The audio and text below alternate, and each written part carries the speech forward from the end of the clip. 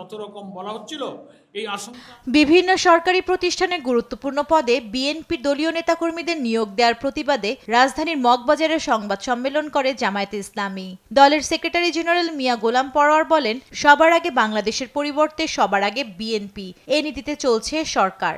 স্লোগানে তারা বলেছেন সবার আগে বাংলাদেশ, কিন্তু সংবিধান সংস্কার পরিষদের রাষ্ট্রপতির আদেশকে অ্যাভয়েড করে, আইন ভঙ্গ করে, পার্লামেন্টে অন্যায়ভাবে সংবিধান সংস্কার না করে সংশোধনের নামে একটা প্রহসনের পরিকল্পনা তারা করছে।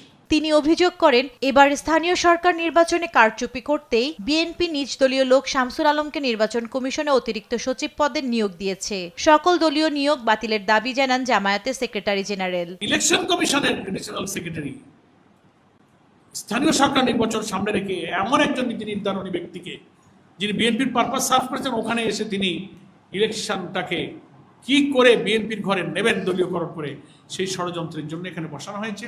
এদিকে দুপুরে জগন্নাথ বিশ্ববিদ্যালয়ে জুলাই গণ অভ্যুত্থানের দ্বিতীয় বর্ষ উপলক্ষে আলোচনা সভা করে এনসিপির ছাত্র সংগঠন জাতীয় ছাত্র শক্তি।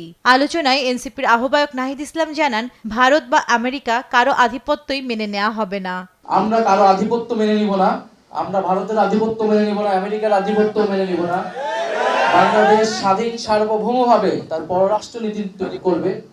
এটা ছিল জুলাই গণ অভ্যুত্থানের অনুপ্রেরণা।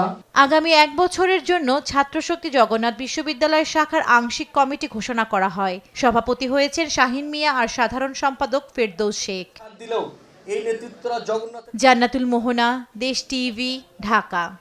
রাষ্ট্রের গুরুত্বপূর্ণ পদগুলো